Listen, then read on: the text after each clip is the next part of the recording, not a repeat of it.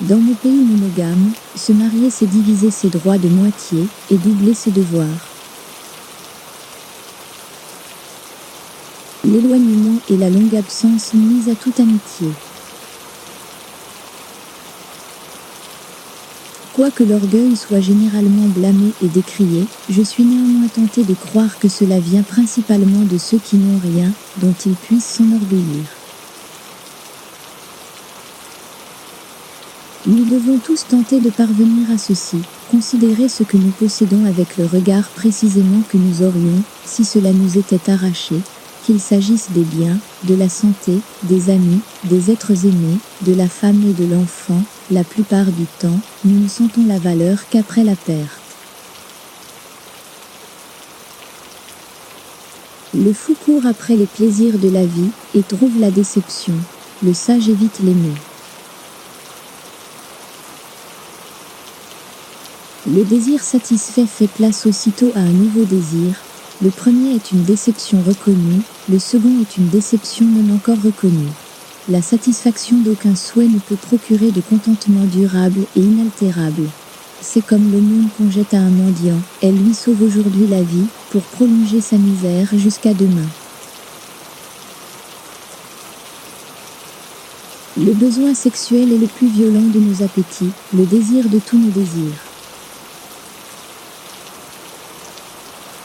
Il ne faut pas empiéter sur l'avenir en demandant avant le temps, ce qui ne peut venir qu'avec le temps. Pour ne pas devenir très malheureux, le moyen le plus certain est de ne pas demander à être très heureux. La vie oscille comme un pendule, de droite à gauche, de la souffrance à l'ennui. L'homme est noir ou tout au maigre foncé. C'est donc là, sans distinction de race, la véritable couleur naturelle et particulière de la race humaine, et il n'y a jamais eu de race naturellement blanche.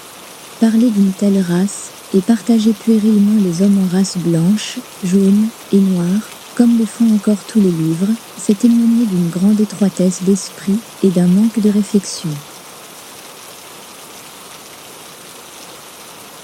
Le médecin voit l'homme dans toute sa faiblesse, le juriste le voit dans toute sa méchanceté, le théologien dans toute sa bêtise.